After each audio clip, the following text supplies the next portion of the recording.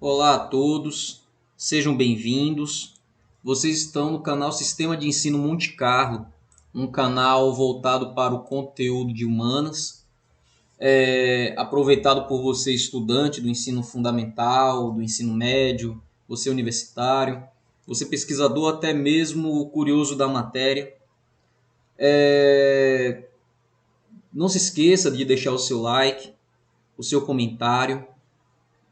Se você não é inscrito do canal, torne-se inscrito, eu faço esse apelo. Faz isso agora, porque senão você acaba esquecendo, tá?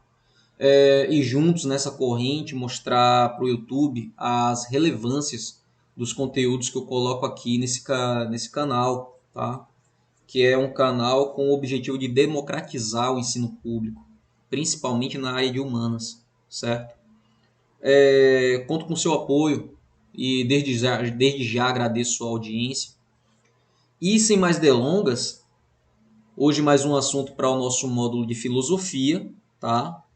E o filósofo da vez é Soren Kierkegaard.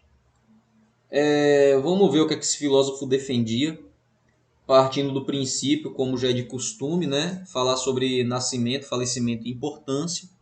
Ele é um filósofo do século XIX, tá? Ele é contemporâneo do século XIX, ele é nascido em 1813 em Copenhague, e ele faleceu em 1855, também em Copenhague. E a sua importância está porque ele insistiu no significado filosófico da paixão e da fé. E ele é conhecido também como existencialista religioso. Tá? Ele tenta, pelo estudo filosófico, trazer a religião à existência. Até que Kierkegaard entrar em cena, a filosofia corria o risco de flutuar em uma nuvem de especulações metafísicas e abstratas, né? Que, embora de maneira lógica e sistematicamente impressionante, estava quase totalmente divorciada dos assuntos da vida humana. Então, aos poucos, como eles são fruto do período iluminista, a religião ela estava sendo deixada de lado, né? Então ele tenta trazer de volta a religião para o centro das atenções.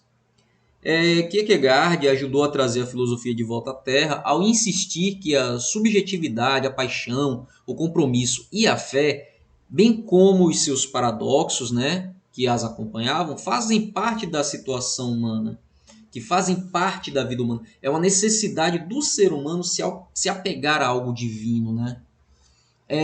E ao negar que seja possível alcançar o conhecimento objetivo da totalidade da vida humana e da história por meio de uma filosofia lógica e sistemática, o alvo específico de Kierkegaard era o hegelianismo. Tá?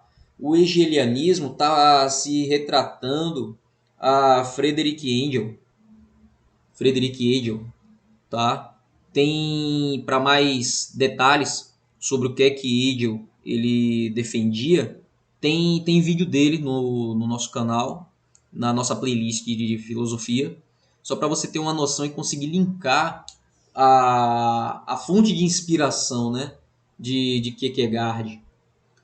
A abordagem filosófica que ele faz, que tem base nas teorias de Hegel, que eram tão predominantes na Dinamarca da sua época, do século XIX.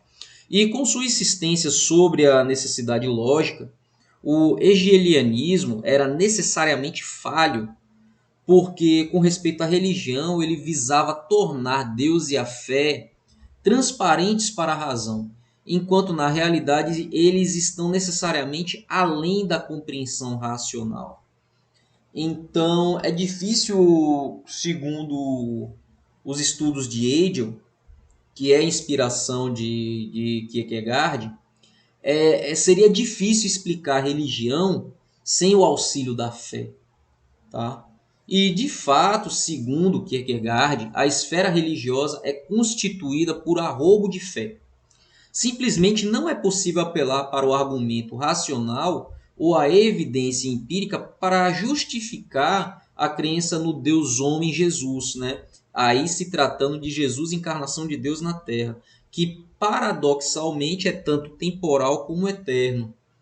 O que ele quer dizer é que sem fé é impossível explicar que o Jesus, né, das igrejas evangélicas, essa esfera cristianista, sem o auxílio da fé é impossível justificá-lo ele como Deus e homem. Porque se ele é Deus, ele é eterno, e se é homem, ele é possível alcançar a morte, né?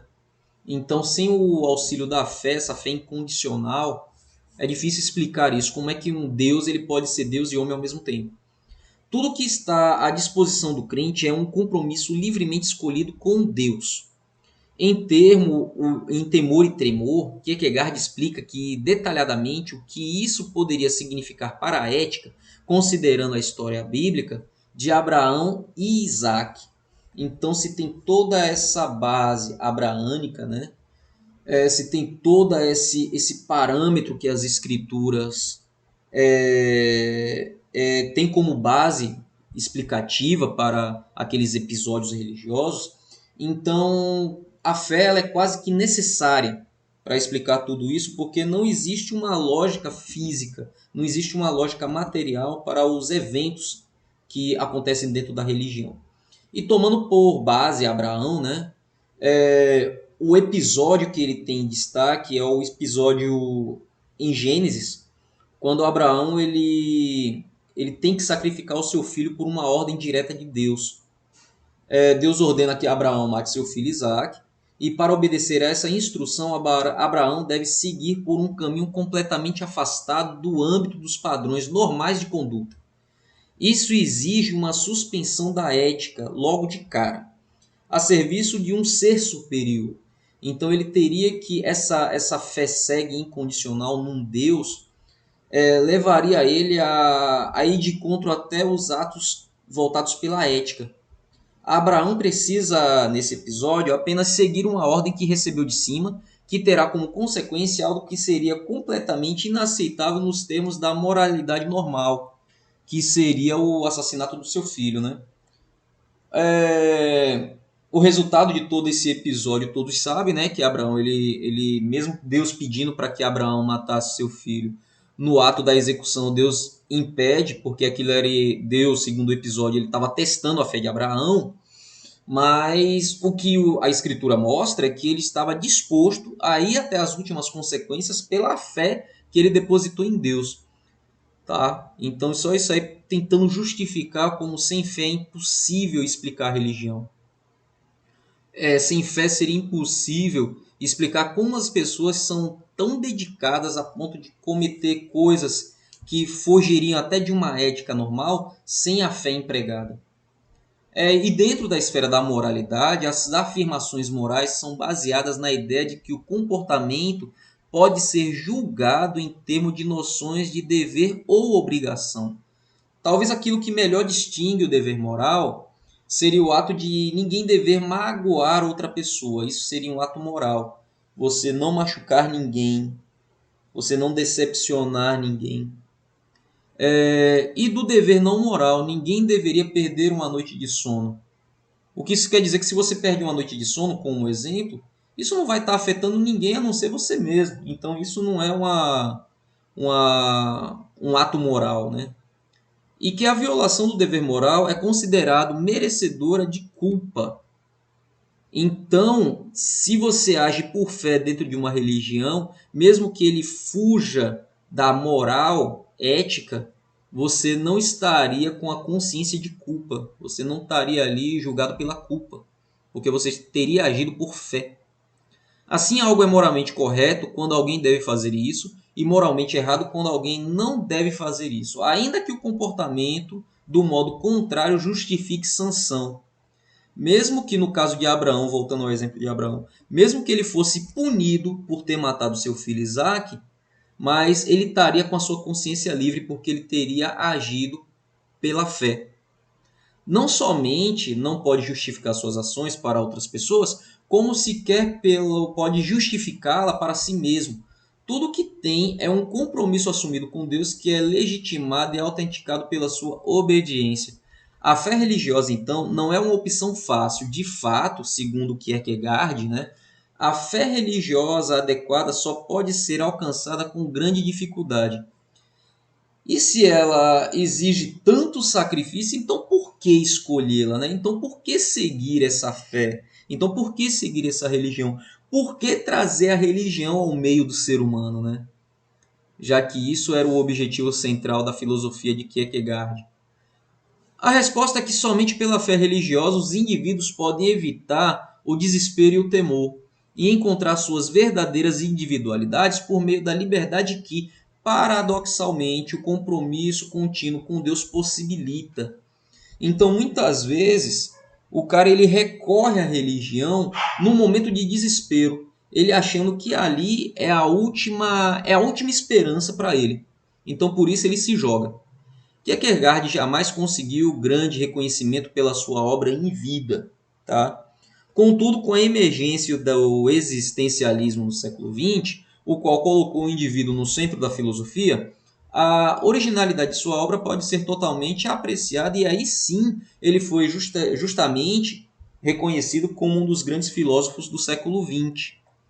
Então, a única forma que para o século XIX ter aceitado, entre aspas, as loucuras que a religião empregava nas pessoas, Kierkegaard ele consegue justificar isso pela fé, tá?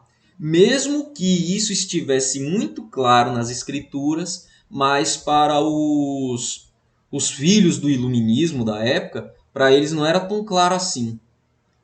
E para finalizar, eu deixo uma passagem aqui que se encontra num livro do próprio Kierkegaard, e esse livro é Ou Isso ou Aquilo, um fragmento da vida. E esse trecho diz o seguinte: existem, como se sabe, insetos que morrem no momento da fertilização. Portanto, isso ocorre com total alegria. O momento do gozo, o mais alto e mais esplêndido da vida, é seguido pela morte. Ele quer dizer com isso que muitas das ações que as pessoas cometem, tomando assim por exemplo, né, a vida dos animais, de alguns insetos, que no momento da procriação, no momento que geram um outro inseto, é seguido da morte, mas é um momento de gozo, né, para aquele indivíduo. É muito do que parece dentro da religião, muito do que para nós que estamos fora daquela esfera religiosa pode ser algo confuso, até imoral, mas para o praticante da fé, aquilo é um momento de gozo e alegria. Turma, essa foi nossa aula de hoje. Espero que tenha sido enriquecedor e produtivo para vocês. Muito obrigado pela sua audiência e até uma próxima.